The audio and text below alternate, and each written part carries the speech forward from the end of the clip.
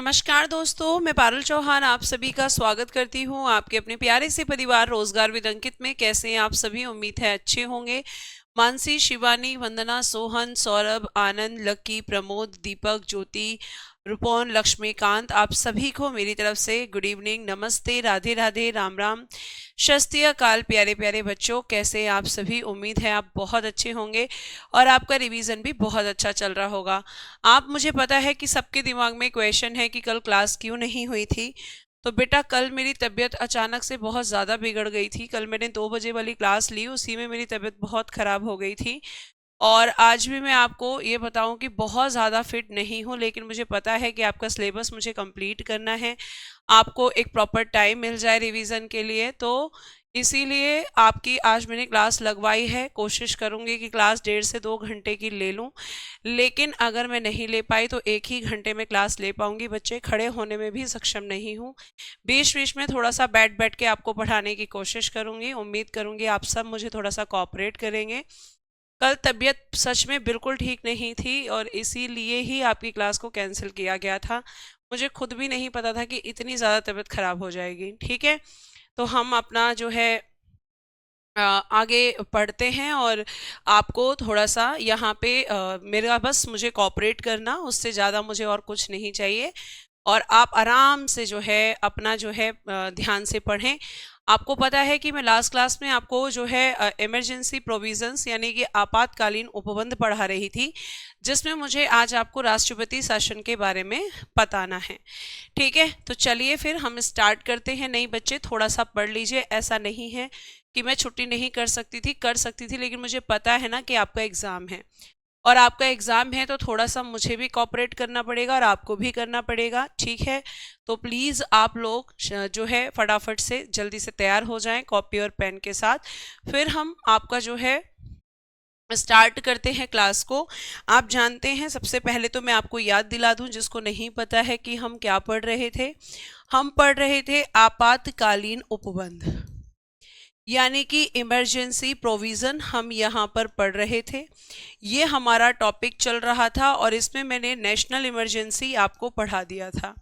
Emergency provision यानी आपातकालीन उपबंध। ठीक है, ये बेटा हमारा यहाँ पर टॉपिक चल रहा था और आप जानते हैं कि इसमें आज हमें पढ़ना है आर्टिकल 356, जिसमें आपका क्या दे रखा है, जिसमें दे रखा है मैम राष्ट्रपति शासन यानी कि प्रेसिडेंशियल रूल।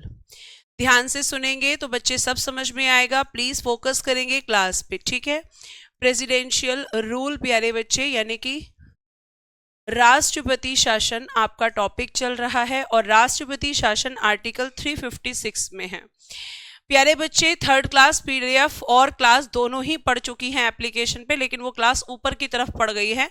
उसको सीक्वेंस में लगाने के लिए मैंने बोल दिया है। एक बार एप्लीकेशन को ठीक से चेक कीजिए। 26 तारीख की क्लास संघ कार्यपालिका के नाम से एक क्लास आपको अलग से शो हो रही होगी। मैं बोल दूंगी कि सीक्वेंस में कर दें उसको। ठीक है, क्लास पड़ी हुई है, वो मैं चेक कर चुकी हूँ।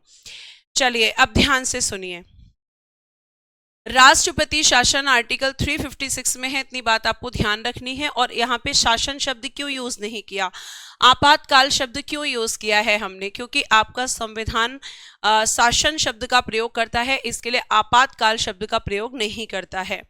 ठीक है, अब प्यारे बच्चे अगर मैं आपसे आगे बात करती हूं तो ये आता है सबसे पहले कि जब राष्ट्रपति शासन लगता है तो आखिर इसका आधार क्या है, ग्राउंड क्या है, किस आधार पर राष्ट्रपति शासन को लगाया जाता है। ठीक है, जैसे राष्ट्रीय आपातकाल को 3 आधारों पर, तो इसका आधार क्या होता है, इसका आधार होता है बेटा लगाने का राज्यों में संवैधानिक तंत्र विफल होने पर। राज्यों में संवैधानिक तंत्र विफल होने पर, failed the constitutional machinery in states. ठीक है, लिखिएगा, failed the constitutional machinery in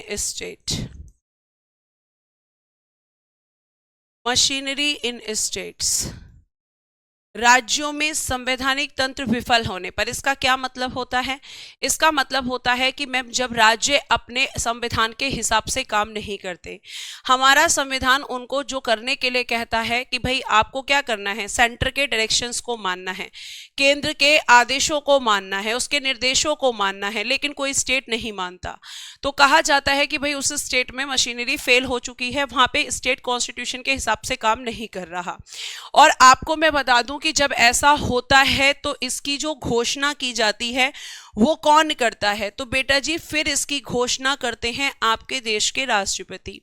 घोषणा कौन करते हैं? आप कहोगे राष्ट्रपति करते हैं, ठीक है। और राष्ट्रपति किसके कहने पर? तो मंत्रिमंडल की अनुमति से, मंत्रिमंडल की अनुमति लेते हैं। ध्यान रखिएगा, केवल अप्रूवल, रिटर्न अप्रूवल नहीं, केवल अप्रूवल चाहिए होता है, approval of cabinet, approval of cabinet. ध्यान रखिएगा, केवल अप्रूवल, रिटर्न अप्रूवल नहीं।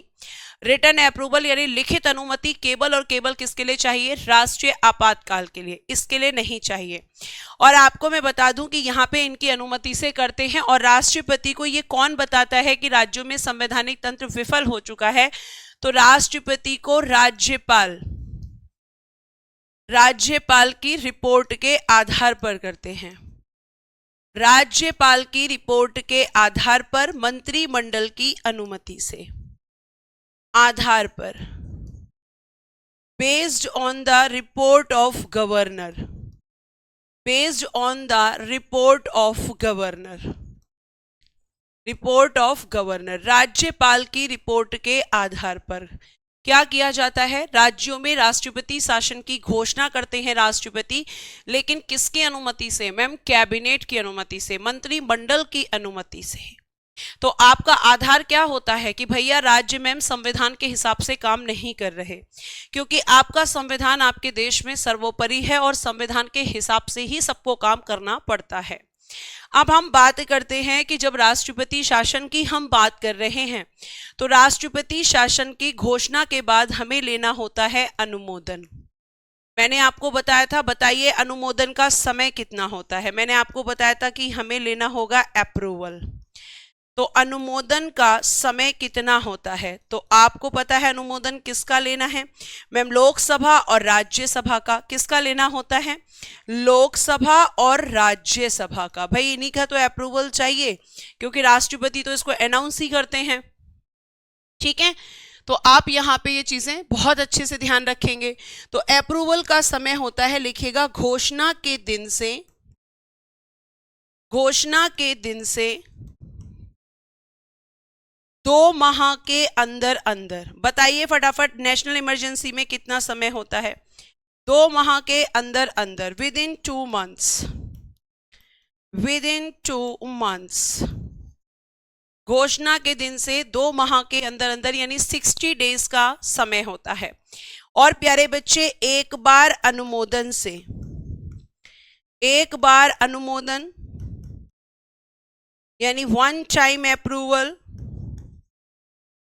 1 टाइम अप्रूवल, एक बार अनुमोदन से 6 माह तक लागू, 6 माह तक लागू यानी कि एग्जीक्यूट। कितने महीने तक? 6 महीने तक।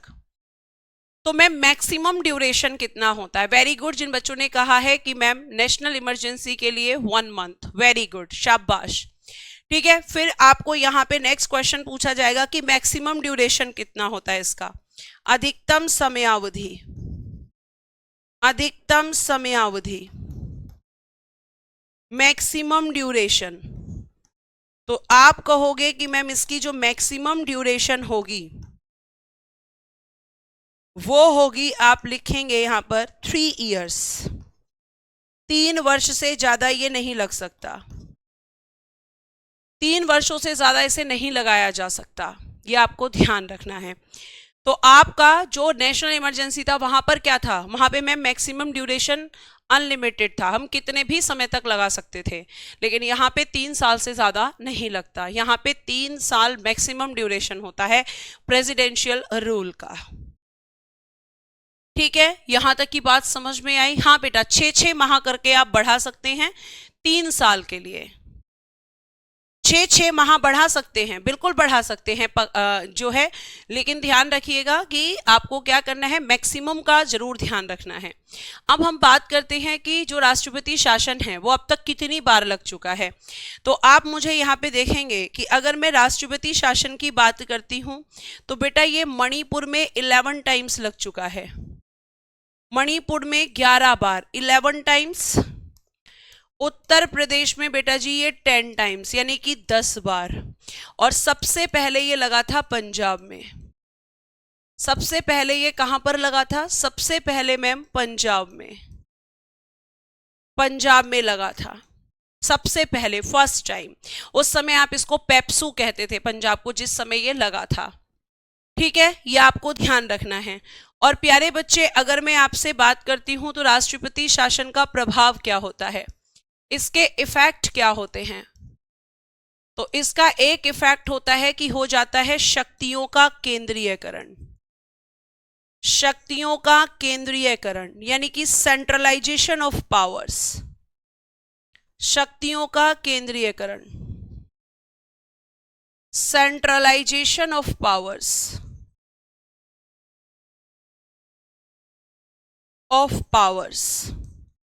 यानी आपकी राज्य सरकार की शक्तियां किसके पास चली जाती हैं, केंद्र सरकार के पास। किसके पास चली जाती हैं मैम, केंद्र सरकार के पास चली जाती हैं इस समय। ठीक है, तो आप कहेंगे कि मैम पहली बार पंजाब में लगा था, मणिपुर में 11 टाइम्स, यूपी में 10 टाइम्स, और उसके बाद प्रभाव अगर हम बात करते हैं तो यहां पर शक्तियों का केंद्रीकरण हो जाता है। और बेटा इसको भी वापस कौन लेता है ना, तो वापस मैम लेने का अधिकार राष्ट्रपति को ही होता है। आपके राष्ट्रपति कभी भी इसको वापस ले सकते हैं, कभी भी वापस ले सकते हैं। नेक्स्ट होता है बेटा जी आर्टिकल 360, जो आज तक इंडिया में एग्जीक्यूट ही नहीं हुआ है। आर्टिकल 360 वित्तीय आपातकाल पढ़ाने से पहले एक रिस्पॉन्स दीजिए फटाफट, राष्ट्रपति शासन समझ में आया, फटाफट एक बार थम्स अप दीजिए बेटा जी। वित्तीय आपातकाल, national emergency, sorry financial emergency, financial emergency, वित्तीय आपातकाल। तो हमें क्या क्या पॉइंट्स मैम, सबसे पहले तो आधार क्या होता है, यानी कि ग्राउंड क्या होता है, दूसरा इसकी घोषणा कौन करता है, तीसरा मैम इसका अनुमोदन का समय कितना होता है, अनुमोदन यानी कि अप्रूवल, अनुमोदन का समय कितना होता है, तीसरा पॉइंट। चौथा अधिकतम समयावधि कितनी होती है, यही पॉइंट्स हम बना रहे हैं। मैक्सिमम ड्यूरेशन, रिस्पॉन्स आ चुका है, थैंक यू सो मच प्यारे बच्चे। मैक्सिमम ड्यूरेशन, और लास्ट की भाई इसका इफेक्ट क्या होता है, प्रभाव। ठीक है, यही पॉइंट्स हमने तीनों में बनाए हैं, ये हमें पता होने चाहिए। तो आप लोगों ने यहाँ पे क्या किया है, यहाँ पे मैम हमें सबसे पहले तो आपने बताना है कि जब वित्तीय आपातकाल है, पहले तो लिखना आज तक लागू नहीं हुआ, आज तक भारत में लागू नहीं, आज तक भारत में लागू नहीं। ठीक है, इंडिया में इसे कभी एग्जीक्यूट ही नहीं किया गया, ये बात आपको बहुत अच्छे से ध्यान रखनी है। आधार की जब हम बात करते हैं तो इसका आधार होता है बेटा जी वित्तीय अस्थिरता, वित्तीय अस्थिरता। वित्तीय अस्थिरता का मतलब है फाइनेंशियल अनस्टेबिलिटी, फाइनेंशियल अनस्टेबिलिटी। इसका क्या मतलब है मैम, इसका मतलब है बेटा कि जब किसी भी देश के पास इतना भी पैसा नहीं रहता कि वो अपने यहाँ के लोगों की जो बेसिक नीड्स हैं, जो उनकी आधारभूत आवश्यकताएं हैं, उनको भी पूरा नहीं कर पाता, जैसे उन्हें खाने के लिए नहीं दे पाए, पीने के लिए नहीं दे पाए, भूखमरी फैल जाए, तो फिर हम कहेंगे कि वो देश गरीब हो चुका है और उस देश में आपातकाल लगने की जरूरत है। कौन सा? वित्तीय आपातकाल। लेकिन इंडिया में टच वुड आज तक कभी भी ऐसी सिचुएशन नहीं आई है, कभी भी ऐसी सिचुएशन प्यारे बच्चे नहीं आई है। इतनी बात आपको ध्यान रखनी है। फिर बात आता है कि घोषणा कौन करता है, तो सीधी सी बात है, राष्ट्रपति ही करते हैं। अप्रूवल का समय कितना होता है, तो बेटा जी यहां भी घोषणा के दिन से 2 माह के अंदर अंदर 2 माह के अंदर अंदर, ठीक है, यानी विद इन 2 मंथ्स। और यहां पे एक चीज और ध्यान रखना कि यहां पे एक बड़ी इंटरेस्टिंग बात है कि एक बार अनुमोदन से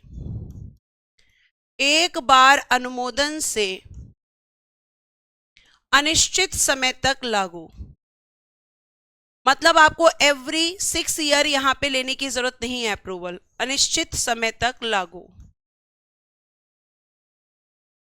अनिश्चित समय तक लागू, यानी मैक्सिमम ड्यूरेशन कितना होता है? नो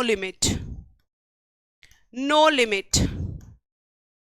एक बार आप अप्रूवल ले लीजिए, उसके बाद अप्रूवल लेके आपको सीधा क्या करना है, सीधा आप इसको जो है अनलिमिटेड टाइम तक लगा सकते हैं। आपको हर 6 महीने पर यहां अप्रूवल लेने की जरूरत नहीं, लेकिन राष्ट्रपति शासन और राष्ट्रीय आपातकाल में 6 महीने के ड्यूरेशन में आपको लेना पड़ता है अप्रूवल, ठीक है।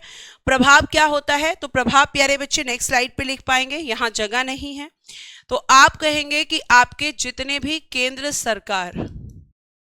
केंद्र सरकार और बेटा जी जो राज्य सरकार है, ठीक है, केंद्र सरकार और राज्य सरकार, लिखिएगा सेंट्रल गवर्नमेंट और स्टेट गवर्नमेंट, इनके जो कर्मचारी जिन्हें आप कहते हैं एम्प्लॉयज, इनके जो कर्मचारी हैं उसमें क्या किया जाता है, इनके वेतन में कमी, डिडक्ट द सैलरी, सबके वेतन में कमी की जाती है। और आपको पता होगा कि जब हमारे यहां पर कोविड आया था, तो आपने देखा होगा कि जितने भी गवर्नमेंट एम्प्लॉयज थे सबकी सैलरी को डिडक्ट किया गया था। क्यों? ताकि सिचुएशन को हैंडल किया जा सके। तो ऐसा इस समय भी किया जाता है। और क्या किया जाता है बेटा, इसके अलावा आपके जो होते हैं जजेस of supreme and high court,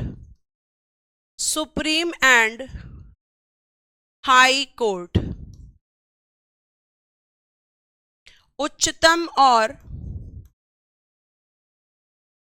उच्च न्यायालय के न्यायाधीश,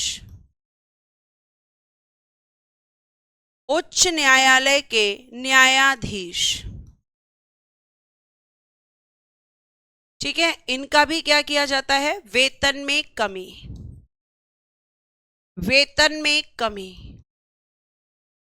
डिडक्ट द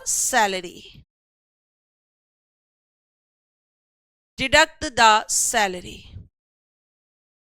और बेटा इसको भी वापस लेते हैं राष्ट्रपति। वापस कौन लेता है? मैम राष्ट्रपति। प्रेसिडेंट ही इसको भी वापस लेते हैं। तो ये थे आपके आपातकाल और उससे संबंधित आपके प्रश्न जो यहां से बनेंगे, ठीक है, ये आपको ध्यान रखना है। तो हमने आपका प्रेसिडेंट पढ़ लिया, वाइस प्रेसिडेंट पढ़ लिया, इमरजेंसी प्रोविजन, और अब हमें पढ़ना है प्रधानमंत्री और उसकी मंत्रिपरिषद, और साथ साथ हम पढ़ेंगे मुख्यमंत्री और उसकी मंत्रिपरिषद। मैम 4 चैप्टर एक साथ। हाँ, आपको इतना मजा आने वाला है, आपको लगेगा अरे ये तो बहुत आसान था, हम तो फालतू में रटते रहते थे चीजों को बैठकर।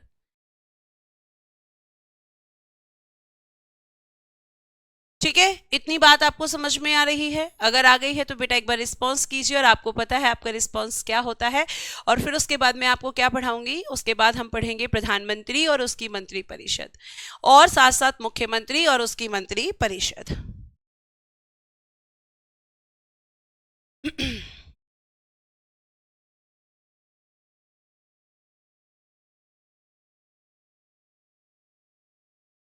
बहुत बढ़िया, बहुत बढ़िया। थैंक यू सो मच बच्चों रिस्पॉन्स करने के लिए। Thank you everyone. आगे देखिए, अब ये चैप्टर तो बच्चे हमारा क्लोज हो चुका है ना? तो एक प्यारी सी स्माइली कर देंगे हम सब लोग कि भाई हमारा ये चैप्टर कंप्लीट हो चुका है। और फिर इसी के साथ फिर हम स्टार्ट करने वाले हैं प्यारे बच्चे आपका जो है प्रधानमंत्री और उसकी मंत्री परिषद। लेकिन उससे पहले हम एक बॉक्स बनाएंगे, है ना? बॉक्स क्यों बनाएंगे? आपके समझाने के लिए। देखो, जहां पर लिखा होगा सेंटर में पीएम तो स्टेट में आपको लिखना है सीएम। सेंटर में लिखा होगा काउंसिल ऑफ मिनिस्टर, यहां पर भी काउंसिल ऑफ मिनिस्टर्स। सीओएम की फुल फॉर्म होती है काउंसिल ऑफ मिनिस्टर्स यानी कि मंत्री परिषद। ठीक है, जहां पर लिखा होगा बेटा जी राष्ट्रपति यानी कि प्रेसिडेंट, वहां आपको लिखना है राज्यपाल। स्टेट में जहां लिखा होगा लोकसभा तो आपको स्टेट में लिखना है बेटा जी यहां पर विधानसभा। विधानसभा को इंग्लिश में कहते हैं लेजिस्लेटिव असेंबली। ये बॉक्स समझ लो, अभी अभी और समझ में आएगा जब मैं लिखवाऊंगी कि आखिर मैं आपसे क्या कहना चाह रही थी। लेजिस्लेटिव असेंबली, इनको कहते हैं गवर्नर, इनको कहते हैं मंत्री परिषद, council of ministers full form है इसकी, इनको कहते हैं मुख्यमंत्री, सीएम यानी चीफ मिनिस्टर। ठीक है, अब देखो ध्यान से, जहां लिखा होगा संसद, इंग्लिश में कहते हैं पार्लियामेंट, वहां आपको लिखना है विधानमंडल। क्या लिखना है? विधानमंडल, क्योंकि संसद की तरह स्टेट में होता है लेजिस्लेचर। संसद देश के लिए कानून बनाती है और लेजिस्लेचर राज्य में कानून बनाता है। बस ये वर्ड आपको एक्सचेंज करने होंगे और आर्टिकल्स, बाकी सब कुछ सेम रहेगा। तो ये आपको मैंने क्यों लिखवाया है, ताकि आप यहां पर जब मैं आपसे क्वेश्चन करूं तो तुरंत तुरंत आंसर करेंगे। अब देखिए कैसे जादू होता है और आप कैसे जादू करते हैं। चलिए आज की क्लास में हम जादू करना सीखते हैं कि एक साथ कैसे पढ़ाई होती है। एक तरफ आप लिखेंगे बेटा PM plus council of ministers. एक बार मैं फुल फॉर्म लिख देती हूं, काउंसिल ऑफ मिनिस्टर्स। ठीक है, अब मैं नहीं लिखूंगी बार बार पूरा, COM ही लिखूंगी। लिखिएगा प्रधानमंत्री और उसकी मंत्री परिषद, और उसकी मंत्री परिषद। ठीक है, ध्यान से सुनना बच्चे, अगर आपने फोकस हटाया तो समझ नहीं आएगा, ये ध्यान रखिएगा। CM plus council of ministers यानी कि मुख्यमंत्री और उसकी मंत्री परिषद, और उसकी मंत्री परिषद।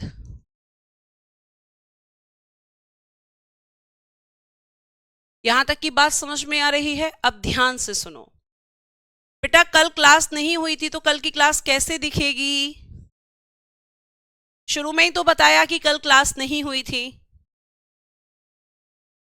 अब आगे सुनिए, सबसे पहले अगर मैं आपसे यहां पर बात करूं तो आप देखेंगे सबसे पहले हम लिखेंगे आर्टिकल नंबर 74। लिखा है राष्ट्रपति को सहायता एवं सलाह। सहायता एवं सलाह मतलब हेल्प एंड एडवाइस। सहायता एवं सलाह, help and advice of president. राष्ट्रपति को सहायता एवं सलाह देने के लिए देने के लिए एक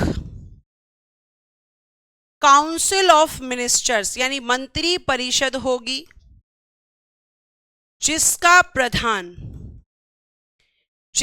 प्रधान मतलब head of council of ministers, head of council of ministers प्रधानमंत्री होगा।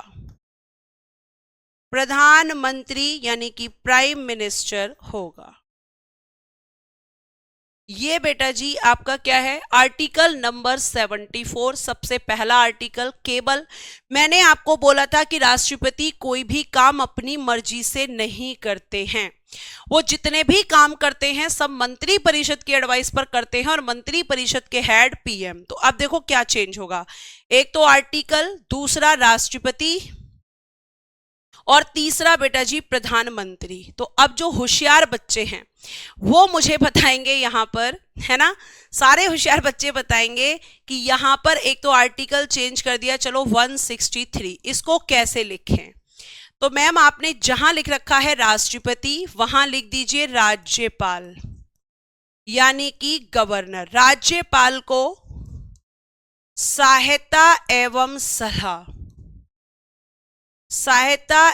सलाह, help and advice of governor, देने के लिए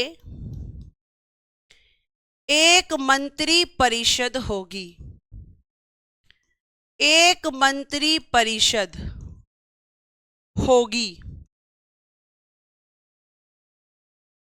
जिसका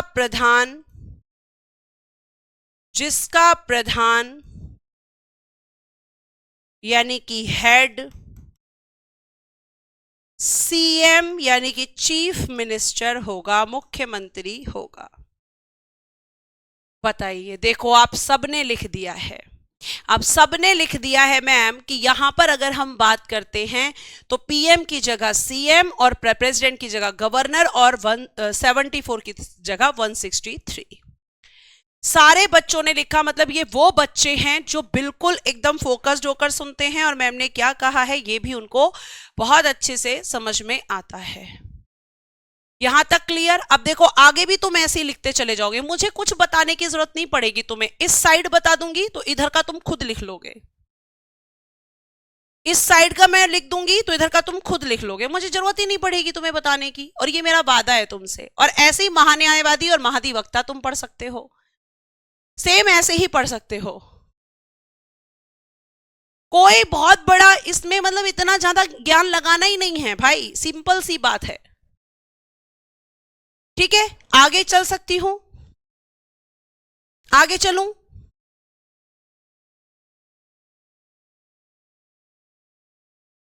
राहुल बेटा याद तो याद करने से होगा,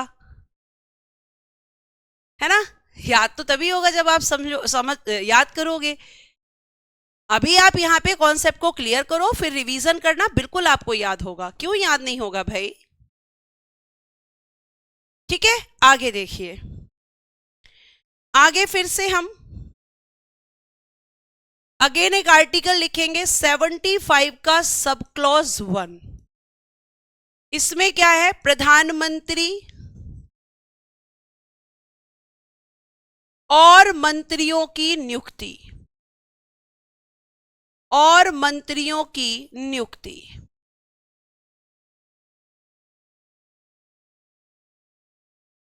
प्रधानमंत्री और मंत्रियों की नियुक्ति।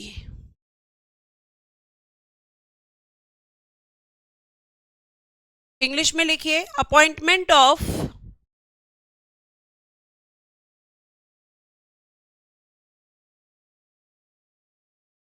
PM and minister.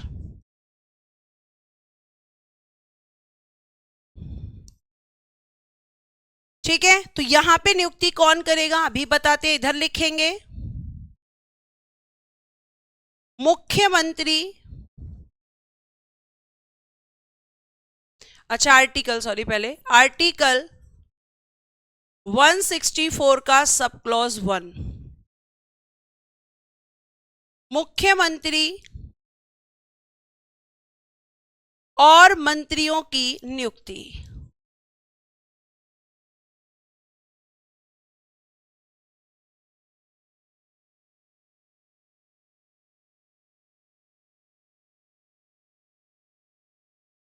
Appointment of CM and council of ministers. ठीक है, CM and council of ministers. अब यहां पे नियुक्ति कौन करेगा? तो मैम यहां पे नियुक्ति करने का काम करेंगे राष्ट्रपति द्वारा, बाय द प्रेसिडेंट। अब बताओ वहां पे क्या लिखूं? Bye the president. तो यहां लिख दो मैम राज्यपाल द्वारा, bye the governor, bye the governor. ये हो गई नियुक्ति। ये हो गया आर्टिकल 75 का सब क्लॉज 1 और 164 का सब क्लॉज 1। ठीक है, इतनी बात समझ में आई। नेक्स्ट, अब नेक्स्ट हमें क्या करना है? नेक्स्ट इनकी ओथ लिखिएगा। ओथ यानी कि शपथ। किस किस की? Ma'am PM plus council of ministers. तो इनकी ओथ, ओथ, शपथ, CM plus council of ministers. यहां कौन ओथ दिलाएगा? तो लिखिएगा, सबसे पहले इनकी ओथ कहां पर है? शेड्यूल 3 में है। अनुसूची 3 में इनकी शपथ है। अनुसूची 3 में इनकी शपथ है। और शपथ कौन दिलाता है? राष्ट्रपति द्वारा। नेक्स्ट वही आएगा आपका बाय द प्रेसिडेंट। शपथ किसके द्वारा दिलाई जाती है? मैम राष्ट्रपति के द्वारा। इनकी शपथ कहां पर है? अगेन लिखना है, शेड्यूल 3 में ही है, अनुसूची 3 में। ये बिल्कुल भी चेंज नहीं होगा, एज इट इज लिखा जाएगा। और यहां शपथ कौन दिलाएगा? तो मैम यहां पर राज्यपाल द्वारा, bye the governor, bye the governor. देखिए 4 चैप्टर एक साथ चल रहे हैं आपके, 4 चैप्टर एक साथ चल रहे हैं।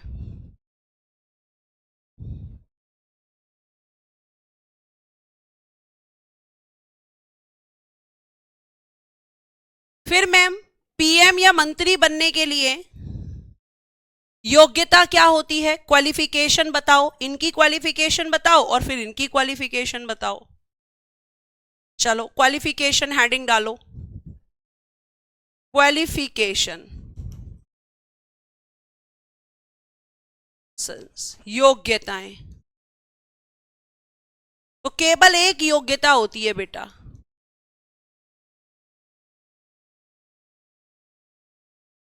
संसद के किसी भी एक सदन,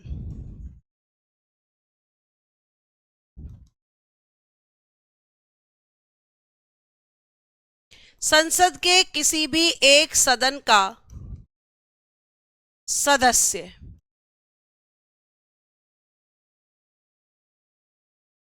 मेंबर ऑफ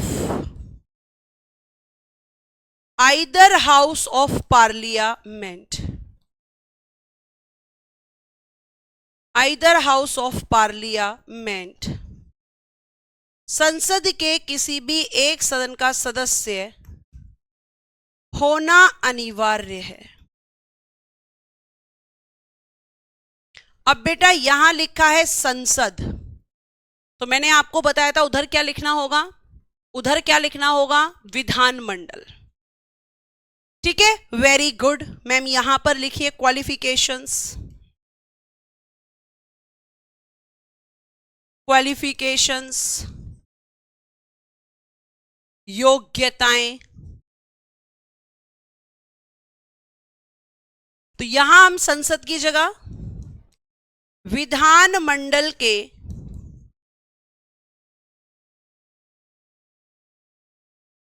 किसी भी एक सदन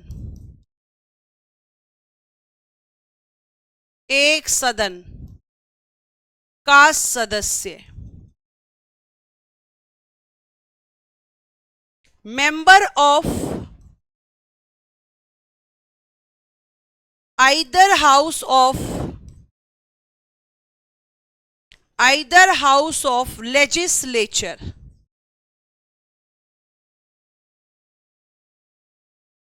होना अनिवार्य है।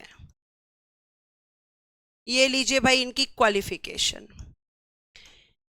मतलब आप सदस्य जरूर होने चाहिए, सदस्यता जरूर चाहिए। अगर सदस्यता नहीं है तो आप मंत्री या प्रधानमंत्री या मुख्यमंत्री नहीं बन सकते। आपको बनना है तो एक हाउस की आपको मेंबरशिप लेनी होगी, चाहे तो अगर इस सेंटर की बात करें तो लोकसभा या राज्यसभा, लिखा है ना संसद के किसी भी एक सदन, तो इसका मतलब है लोकसभा या राज्यसभा। और जहां लिखा है विधानमंडल, इसका मतलब है या तो विधानसभा या विधान परिषद, यानी लेजिस्लेटिव असेंबली और लेजिस्लेटिव काउंसिल। इनमें से किसी एक हाउस का मेंबरशिप कंपलसरी है, अगर नहीं हो तो नहीं बन सकते। यह आपको ध्यान रखना है, ठीक है। एज कितनी होनी चाहिए बता देते हैं, चलिए बहुत बढ़िया। लिखिएगा न्यूनतम आयु, क्योंकि मैक्सिमम नहीं होती। न्यूनतम आयु मिनिमम एज 25 ईयर्स, 25 वर्ष होनी चाहिए। यहां पर भी 25 ईयर्स मिनिमम एज, दोनों के लिए 25 वर्ष। जो आर्टिकल इंपॉर्टेंट होगा नारायण जी आपको बता दिया जाएगा, सबका आर्टिकल नहीं पढ़ना है।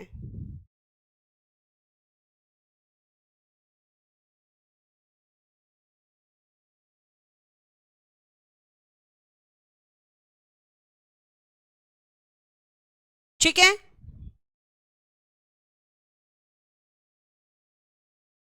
क्लियर बेटा। आगे चलिए, अब आपका अगला क्वेश्चन कि मैम कार्यकाल कितना होता है, टेन्योर।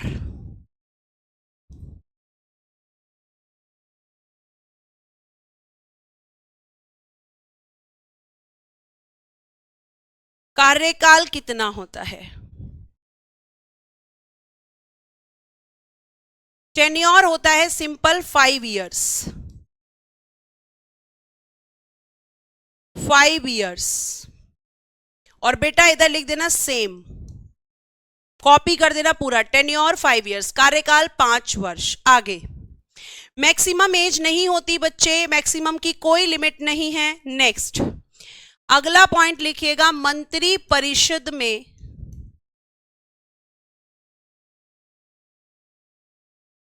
मंत्रियों की अधिकतम संख्या।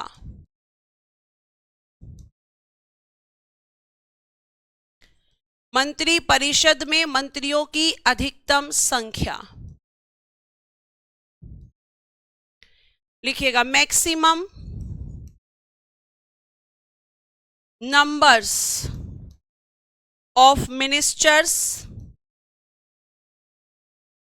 In council of ministers. और यहां पे क्या लिखना है? सेम। ये लाइन भी सेम, इंग्लिश मीडियम वाले बच्चे भी, ठीक है, सेम, क्योंकि वहां कुछ चेंज नहीं होगा, एक शब्द का भी परिवर्तन नहीं होगा। तो लिखिएगा यहां पर कितनी होती है, लिखिएगा लोकसभा के कुल सदस्यों का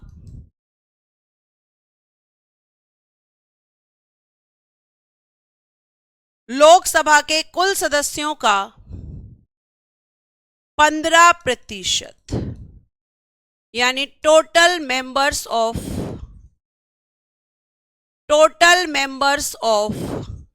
लोकसभा इंटू 15%। और ये बेटा निश्चित है, ये फिक्स्ड कर दी गई है, निश्चित फिक्स्ड। और यहां से क्वेश्चन बनता है किस संशोधन के द्वारा मंत्री परिषद में मंत्रियों की संख्या को निश्चित किया गया है। बहुत सारे बच्चों ने 15% लिखकर भेज दिया था, है ना। तो किस संशोधन के द्वारा, तो लिखेंगे 91 कॉन्स्टिट्यूशन अमेंडमेंट 2003, 91वां संविधान संशोधन 2003। यहां पे लिखा है लोकसभा, यहां लिखेंगे विधानसभा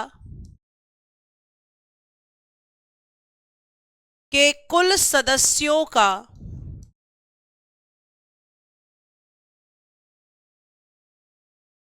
15%।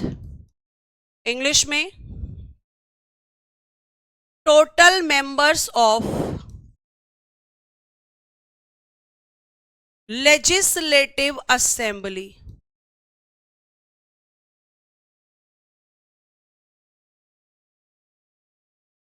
इंटू 15%, ठीक है।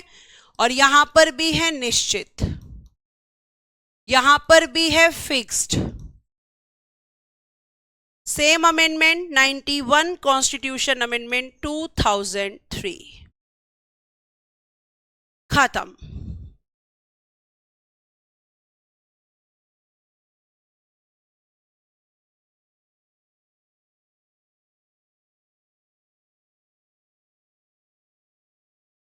ठीक है,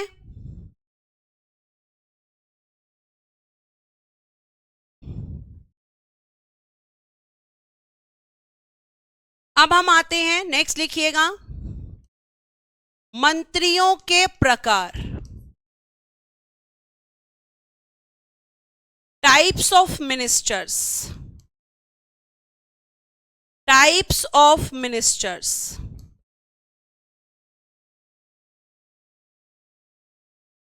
इधर क्या लिखना है, सेम, कुछ चेंज नहीं करना, इसलिए सेम।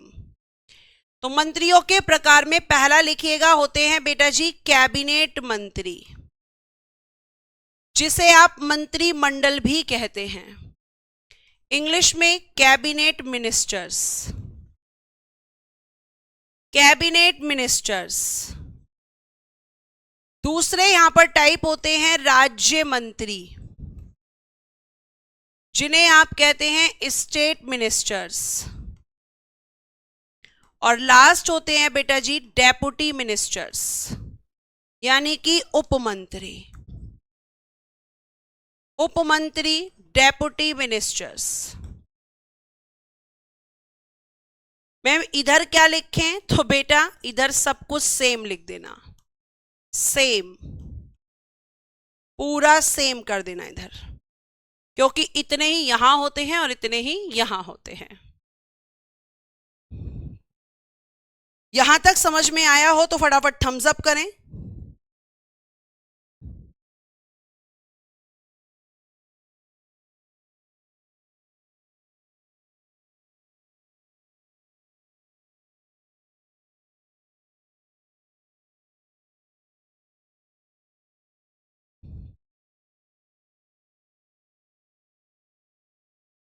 ठीक है, शुभम बेटा जहां आर्टिकल है वहीं तो बताया जाएगा, बता दिया जाएगा जो इंपॉर्टेंट है, सारे आर्टिकल आपको नहीं पढ़ने हैं। थैंक यू बच्चों रिस्पॉन्स करने के लिए। आगे देखो, आगे लिखो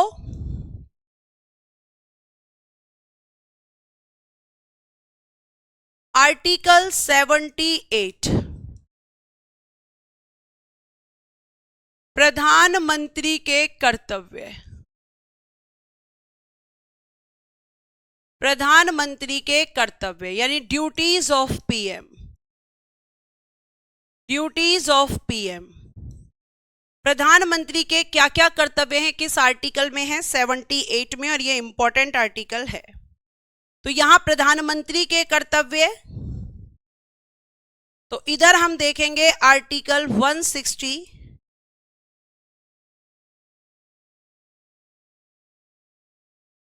आर्टिकल 167, और इधर आप लिखेंगे सीएम के कर्तव्य, ड्यूटीज ऑफ सीएम। केवल इतना याद रखना है, बहुत ज्यादा आपको इसको डिटेल में नहीं पढ़ना है क्योंकि आपके एग्जाम में बहुत ज्यादा डिटेल में नहीं आएगा। तो ड्यूटी ऑफ पीएम किस में है और प्यारे बच्चे आपका ड्यूटी ऑफ सीएम किस में है, ये आपको ध्यान रखना है।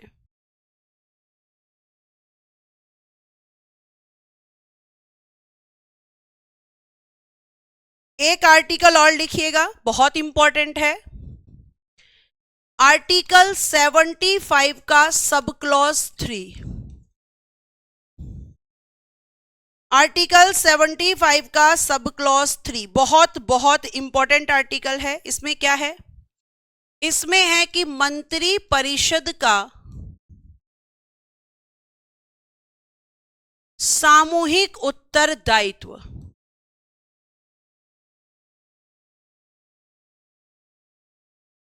सामूहिक उत्तरदायित्व लोकसभा के लिए होता है। और ये सीधा क्वेश्चन आता है, लोकसभा के लिए होता है। इंग्लिश में लिखिएगा, collective responsibility of council of ministers for Lok Sabha.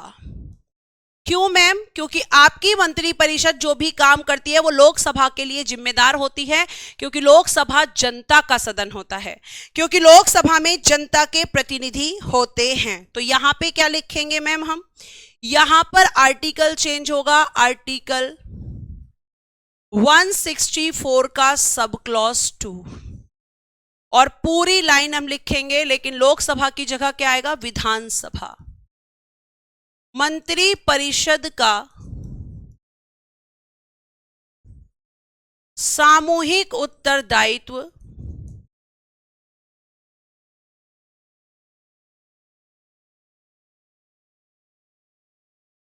विधानसभा के लिए होता है, विधानसभा के लिए होता है। आर्टिकल चेंज हुआ और लोकसभा की जगह विधानसभा। लिखिएगा इंग्लिश में, कलेक्टिव रिस्पॉन्सिबिलिटी पूरा लिख लेना of council of ministers for legislative assembly, for legislative assembly. यानी मंत्रियों को जवाब देना होता है लोकसभा के सदस्यों को कि वो काम कैसे कर रहे हैं, क्या कर रहे हैं।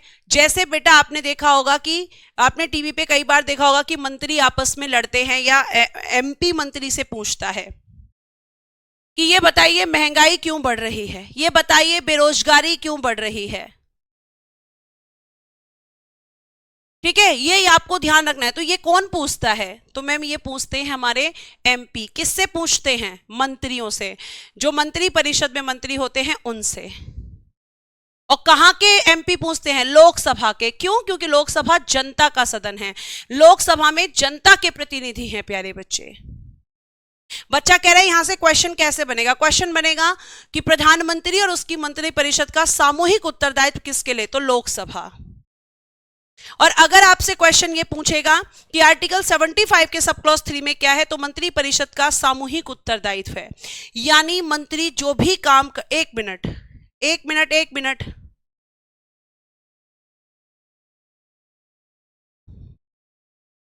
बेटा,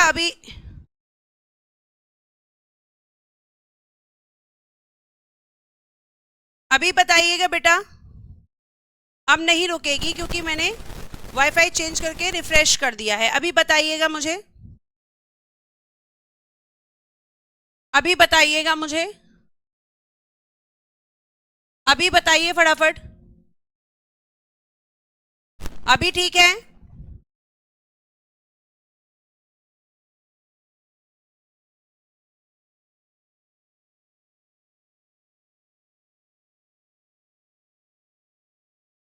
ठीक है, ओके।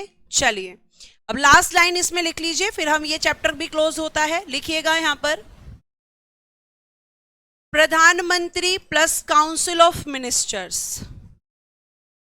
राष्ट्रपति के प्रसाद पर्यंत, राष्ट्रपति के प्रसाद पर्यंत पद धारण करते हैं, पद धारण करते हैं। Hold the office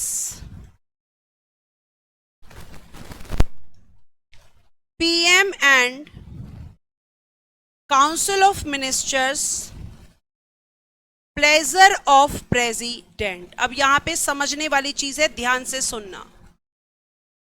pleasure of president को अंडरलाइन करो और यहां पर प्रसाद पर्यंत। इसका क्या मतलब है मैम? आखिर इसमें क्या कहना चाहते हैं? बेटा व्यक्तिगत उत्तरदायित्व मीरा जो मंत्रियों का होता है वो प्रधानमंत्री के लिए होता है, पर्सनल लोकसभा के लिए नहीं होता, पर्सनल होता है प्रधानमंत्री के लिए।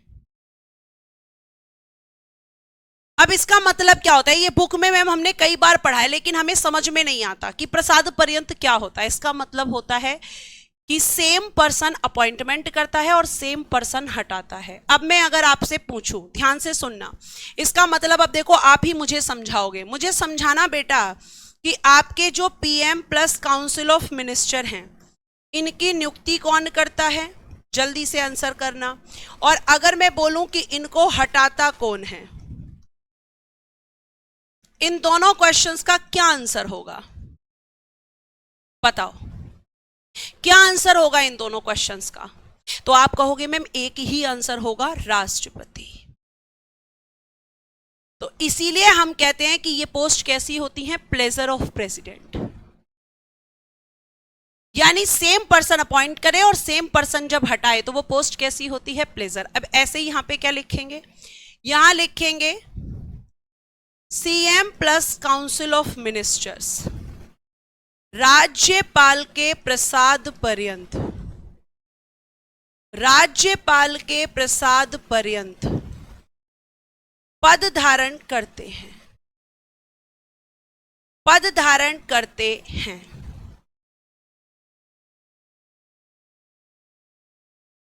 होल्ड द ऑफिस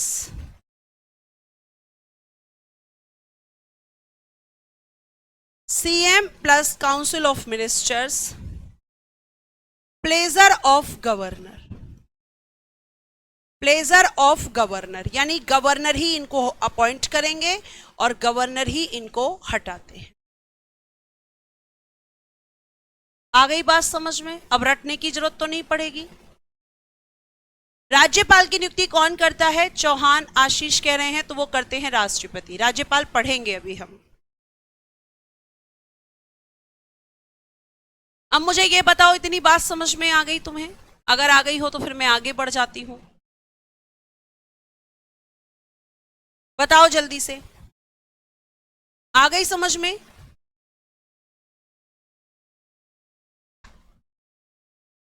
बात समझ में आ गई बेटा? आ गई तो एक बार थम्स अप करें फटाफट कि क्यों बोलते हैं प्लेजर ऑफ प्रेसिडेंट, क्यों बोलते हैं प्लेजर ऑफ गवर्नर। चलो शाबाश। अब आप खुद ही बताओगे। अब एक तरफ आप लिखोगे महान्यायवादी,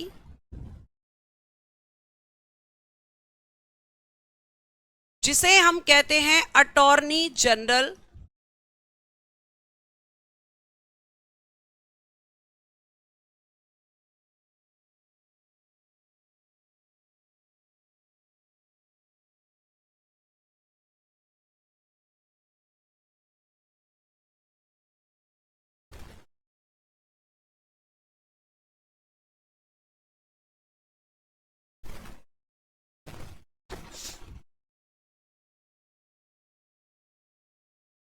महाधिवक्ता,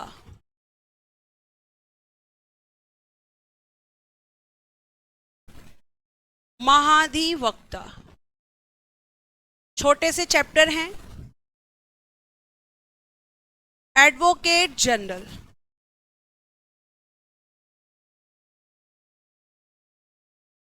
महान्यायवादी और महाधिवक्ता, ये भी साथ में पढ़ सकते हैं, बिल्कुल पढ़ सकते हैं। अब देखो, ये बेटा आपके कॉन्स्टिट्यूशन के पार्ट 5 में यानी कि भाग 5 में है,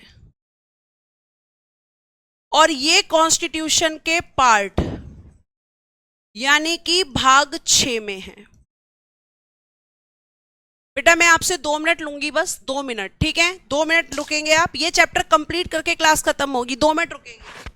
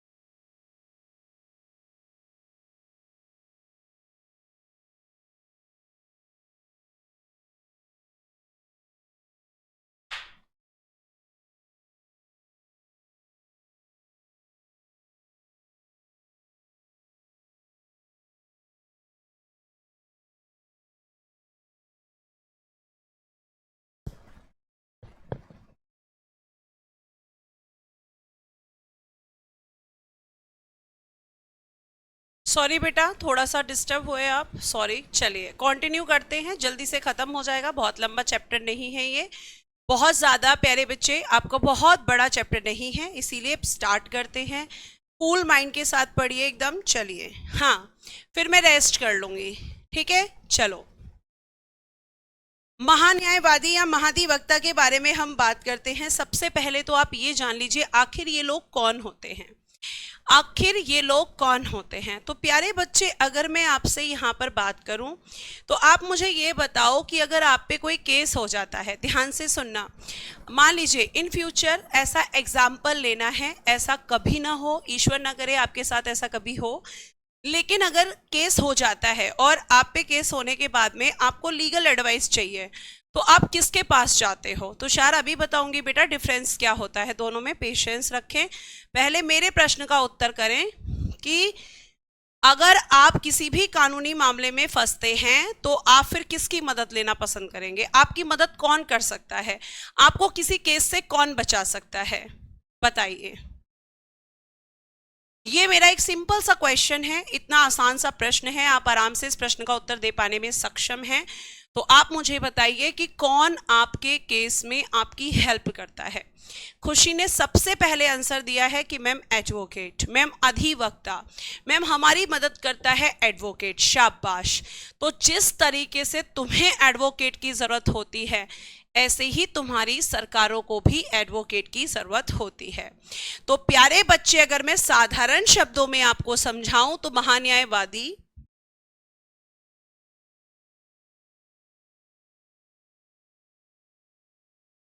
अगर मैं आपको बेटा साधारण शब्दों में बताऊं बेटा, तो जो आपके महान्यायवादी होते हैं ये आपके केंद्र सरकार के वकील होते हैं। कौन होते हैं ये? केंद्र सरकार के वकील, यानी advocate of central government, advocate of central government, ये केंद्र सरकार के वकील होते हैं। ठीक है, यानी ये किसके लिए काम करते हैं? सेंट्रल गवर्नमेंट के लिए। तो जब सेंट्रल गवर्नमेंट को जरूरत है तो वही स्टेट गवर्नमेंट को भी है। तो ये कौन होते हैं? ये मैम राज्य सरकार के वकील होते हैं। Advocate of state government, advocate of state government. Ma'am ये हमारी राज्य सरकार के वकील होते हैं, क्योंकि दोनों को जरूरत पड़ती है। तो अब आपको डिफरेंस समझ में आया कि महाधिवक्ता राज्य में काम करते हैं और महान्यायवादी बेटा सेंटर में काम करते हैं। मैम इतनी बात समझ में आई? आगे चलिए, आगे प्यारे बच्चे, आगे मैं फिर से आपसे बात करूंगी और आपको ये बताऊंगी कि जो आपके इनके बारे में आपको ये भी लिखना है कि ये कौन होते हैं। तो मैम ये क्या कौन होते हैं?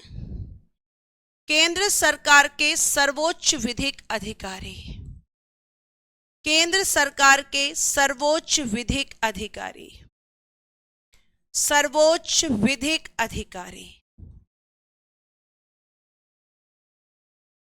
ठीक है, लिखिएगा highest legal officer of central government, highest legal officer of central government, central government. Clear बेटा? और यहां क्या लिखेंगे? यहां लिखेंगे मैम हम राज्य सरकार के सर्वोच्च विधिक अधिकारी, सर्वोच्च विधिक अधिकारी।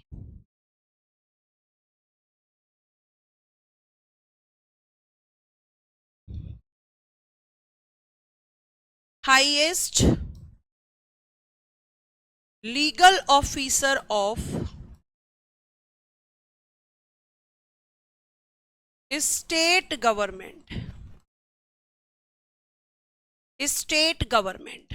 ठीक है, ये आपको ध्यान रखना है, ये सिंपल सी बात है। इसके अलावा अब मैं आपको ये बता दूं कि भाई आप मुझसे ये पूछेंगे कि आखिर इनका काम क्या होता है, आखिर ये क्यों रखे जाते हैं। लेकिन उसके पहले देखना आर्टिकल 76 में कौन है? महान्यायवादी।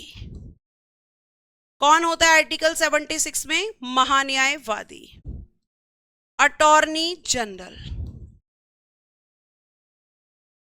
तो फिर इसके लिए कौन सा आर्टिकल होगा मैम? आर्टिकल 165, महाधिवक्ता, एडवोकेट जनरल।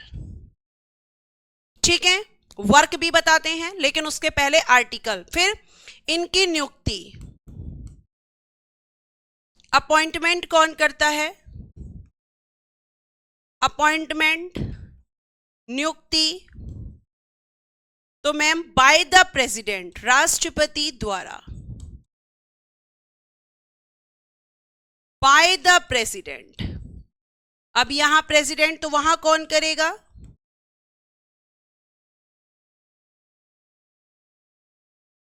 नियुक्ति राज्यपाल द्वारा, appointment by the governor, bye the governor. ठीक है, इनकी नियुक्ति होती है बाय द गवर्नर। इतनी बात समझ में आ रही है?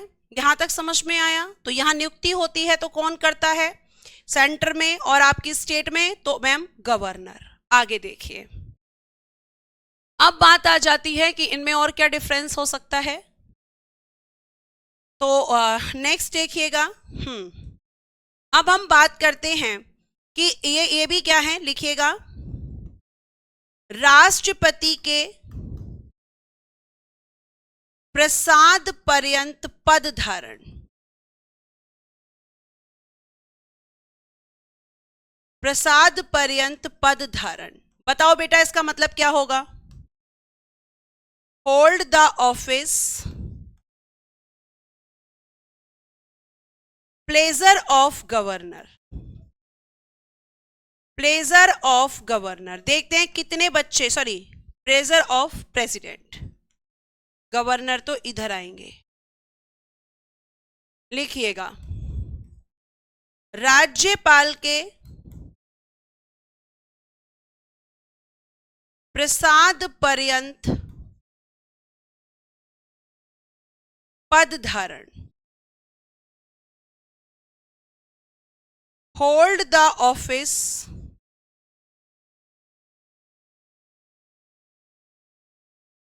Pleasure of governor.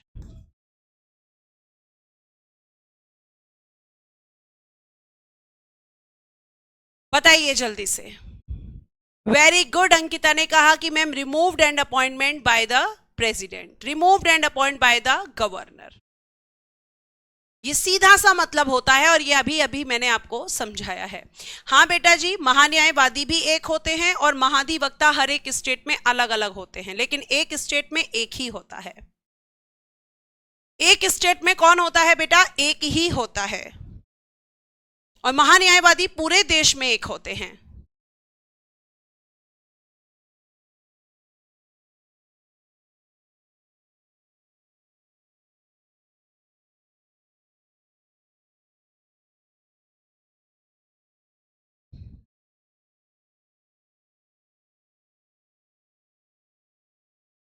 ठीक है, वेरी गुड, जिन्होंने प्लेजर का मतलब मुझे बताया। नेक्स्ट, अब मैम हमारे दिमाग में एक यहां पर क्वेश्चन है। क्वेश्चन ये है कि इनका कार्य क्या होता है, फंक्शन। तो इनका कार्य होता है बेटा केंद्र सरकार को विधिक मामलों पर सलाह देना,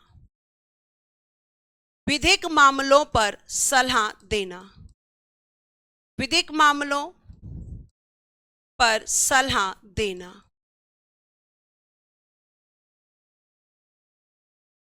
ठीक है, यानी जो लीगल मैटर्स होते हैं उन पे आपका क्या करना, तो आप कहेंगे कि मैम उन पर एडवाइस देना, क्योंकि ये लीगल मैटर्स के लिए ही रखे जाते हैं, ये वकील होते हैं केंद्र सरकार के। और यहां पे लिखेंगे राज्य सरकार को विधिक मामलों, विधिक मामलों की इंग्लिश लिख लेना लीगल मैटर्स, विधिक मामलों पर सलाह, advise on legal matters, advise on legal matters,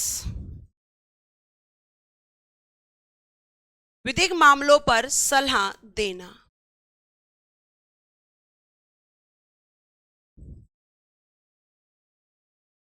ठीक है, ये आपको ध्यान रखना है। टेन्योर कितना होता है अभी बताती हूं बेटा।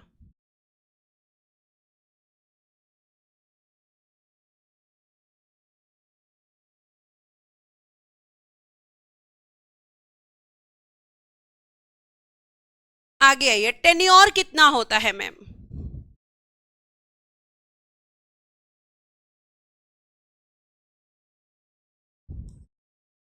कार्यकाल, तो लिखना निश्चित नहीं, नॉट फिक्स्ड। टेन्योर आपको लिखना है नॉट फिक्स्ड, निश्चित नहीं होता मैम, ये तब तक रहते हैं जब तक केंद्र सरकार है।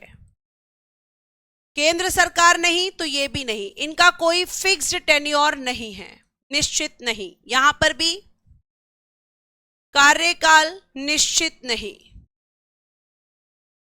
नॉट फिक्स्ड, क्योंकि ये भी आपके तब तक रहते हैं जब तक स्टेट गवर्नमेंट रहती है। ठीक है, तो आप कहेंगे कि मैम इनका टेन्योर फिक्स नहीं होता है, इनका टेन्योर फिक्स करता है गवर्नमेंट्स पर, जब तक गवर्नमेंट है तब तक ये हैं, गवर्नमेंट चेंज तो ये भी चेंज हो जाते हैं।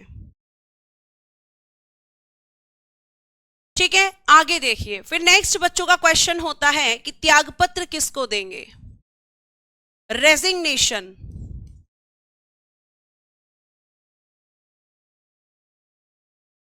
तो बेटा ये रेजिग्नेशन देंगे राष्ट्रपति को, महान्यायवादी,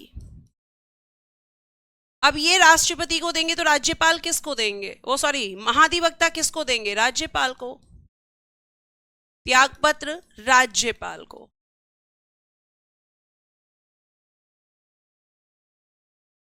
त्यागपत्र राज्यपाल को।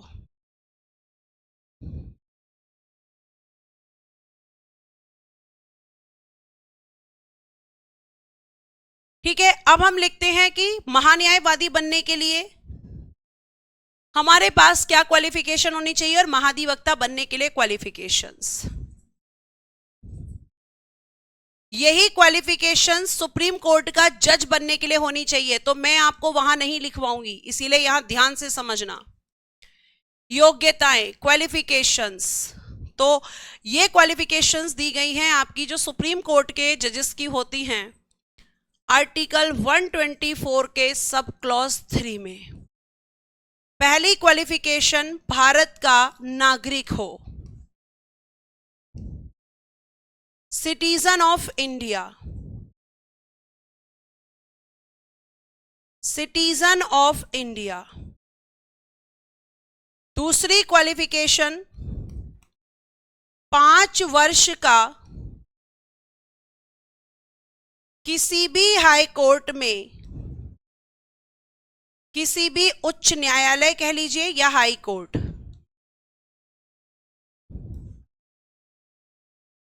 किसी भी हाई कोर्ट में न्यायाधीश का अनुभव, न्यायाधीश का अनुभव, एक्सपीरियंस ऑफ जज, एक्सपीरियंस ऑफ जज।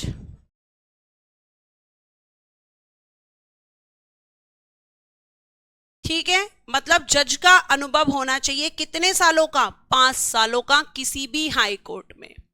लेकिन मैम अगर हम यहां पर बात करते हैं, अगर किसी के पास ये नहीं है तो कोई और ऑप्शन है, जी हाँ, फिर होना चाहिए 10 वर्ष का अधिवक्ता यानी एडवोकेट का अनुभव किसी भी हाई कोर्ट में, किसी भी हाई कोर्ट में, हाई कोर्ट कह लो या उच्च न्यायालय। आप कहो अगर ये भी नहीं हो तो, अगर मैम ये भी नहीं होगा तब क्या होगा, अगर मान लीजिए ये भी नहीं है ये भी नहीं है तो क्या हो सकता है, तो लिखिएगा, लिख लीजिएगा, फिर तीनों को समझाती हूं। राष्ट्रपति की राय में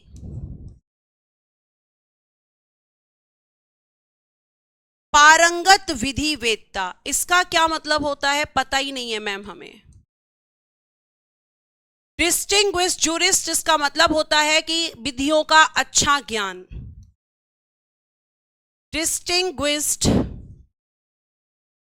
जूरिस्ट, जिसके पास विधियों का अच्छा ज्ञान हो, जिसके पास वही नॉलेज हो जो एक वकील को या एक जज को प्रैक्टिस के बाद आती है। ठीक है, तो आप कहोगे कि मैम यहां पर ये वाली तो कंपलसरी है, अब इनमें से कोई, तीनों में से एक हो, या तो उसने 5 साल किसी हाई कोर्ट में जज के रूप में काम किया हो, जज के रूप में नहीं किया हो तो 10 साल एडवोकेट के रूप में काम किया हो, वो भी नहीं किया हो तो राष्ट्रपति की नजर में उसको विधियों का अच्छा ज्ञान होना चाहिए, यानी अच्छा यहां पर नॉलेज होनी चाहिए, तब जाकर वो अपॉइंट हो सकता है। तो ये किसकी क्वालिफिकेशंस थी, तो मैम ये क्वालिफिकेशंस थी महान्यायवादी बनने की, और यही क्वालिफिकेशन होती हैं सुप्रीम कोर्ट के जज की, सेम क्वालिफिकेशन।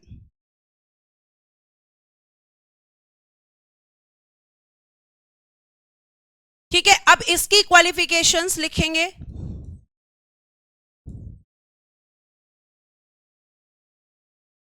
और इसकी क्वालिफिकेशन महाधिवक्ता की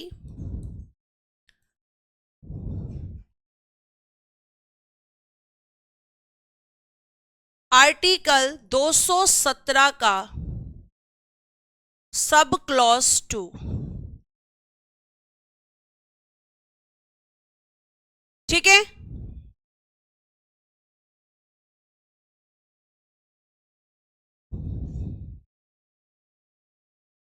चलिए यहां लिखिए, पहला इसका होता है भारत का नागरिक, सिटीजन ऑफ इंडिया। दूसरा 10 वर्ष का अधिवक्ता का अनुभव।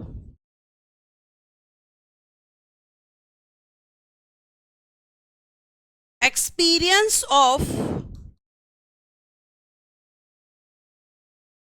एडवोकेट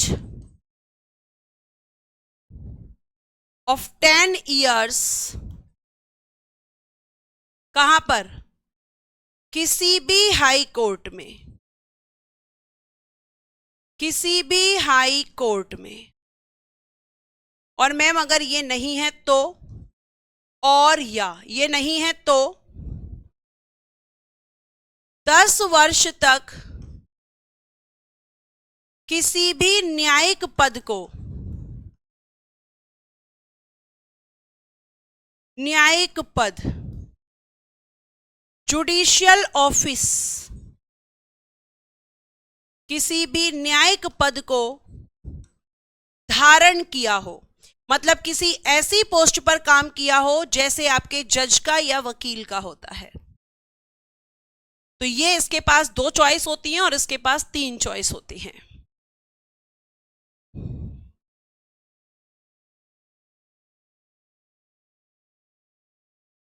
ठीक है,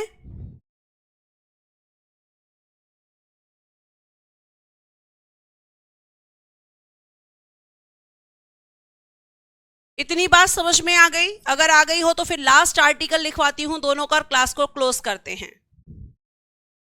ये जितने बच्चे हैं, राज्यपाल की नियुक्ति कौन करता है, उनकी कुटाई होनी चाहिए। राज्यपाल पढ़ा रही हूं मैं, क्लास रुक रही है, फिर से रुक रही है। अरे ऐसे कैसे हो गया भाई? बेटा यहां से तो सही चल रही है क्लास, अब कहां रुक रही है क्लास? चलो फिर भी रिफ्रेश कर देती हूं मैं। बेटा यहां से ओके है, एक बार अपनी तरफ से चेक कीजिए, इधर से नहीं है अब बफरिंग। यहां से क्लास नहीं है बेटा, बफरिंग नहीं है यहां से। बच्चे एक बार चेक कीजिए अपनी तरफ से।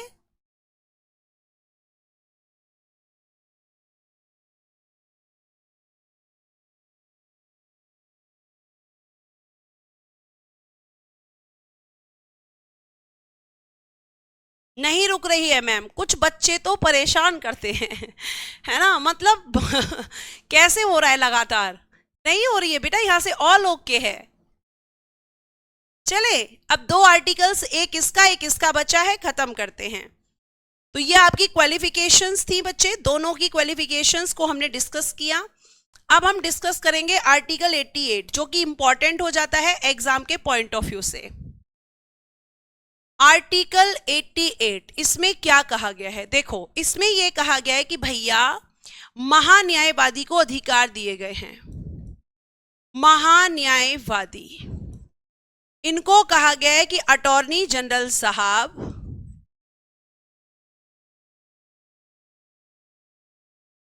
महान्यायवादी को कहा गया है कि महान्यायवादी क्या कर सकते हैं? जो संसद की बैठक है, संसद की बैठकों, मीटिंग्स ऑफ पार्लियामेंट,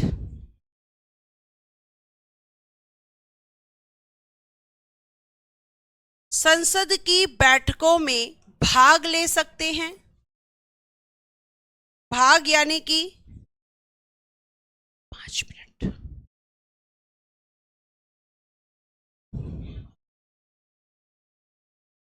भाग ले सकते हैं, चर्चा कर सकते हैं, डिस्कशन या डिबेट, भाग ले सकते हैं, चर्चा कर सकते हैं। और बेटा नेक्स्ट लिखिएगा, मतदान यानी कि वोटिंग नहीं कर सकते। तो बोलने का अधिकार है, भाग लेने का, लेकिन मतदान का नहीं। क्यों मैम? मतदान का क्यों नहीं है मैम? मतदान का अधिकार क्यों नहीं है? वोटिंग का राइट क्यों नहीं है? तो आप कहोगे क्योंकि मैम ये संसद के सदस्य नहीं होते। मतदान का अधिकार क्यों नहीं है? क्योंकि संसद के किसी भी सदन के सदस्य नहीं होते।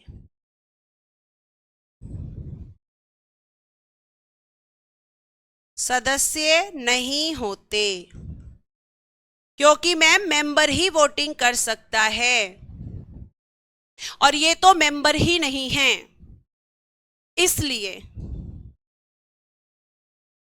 ठीक है, अब यहां पे क्या चेंज होगा? आर्टिकल 177 महाधिवक्ता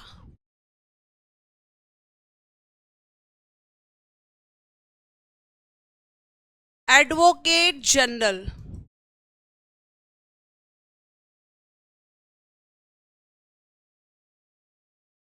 संसद की जगह क्या लिखेंगे? विधान मंडलों की बैठक में, विधान मंडल की बैठकों में भाग ले सकते हैं, चर्चा कर सकते हैं, पर मतदान नहीं। क्यों? क्योंकि विधान मंडल के किसी भी सदन के सदस्य नहीं होते, किसी भी सदन के सदस्य नहीं होते।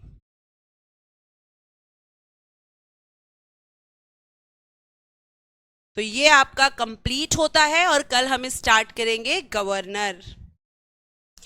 कल हम पढ़ेंगे राज्यपाल। ठीक है, आज इतना ही रखते हैं।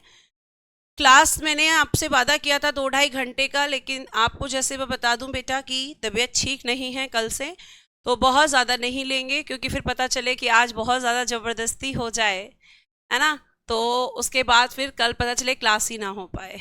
तो आज के लिए इतना ही रखते हैं। ठीक है, कल हम आपका क्या करेंगे? स्टार्ट करेंगे गवर्नर। तो राज्यपाल हेडिंग डालकर छोड़ दीजिएगा।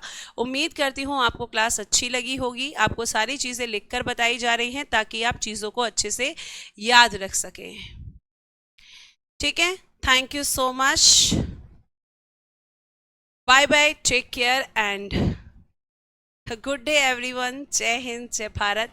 हंसते रहें, मुस्कुराते रहें और आप हमेशा खुश रहें। अगर आपका कोई डाउट है तो नेक्स्ट क्लास में आप इस चैप्टर से पूछ सकते हैं या फिर टेलीग्राम ग्रुप में भी आप अपने डाउट्स को पूछ सकते हैं। थैंक यू बच्चों।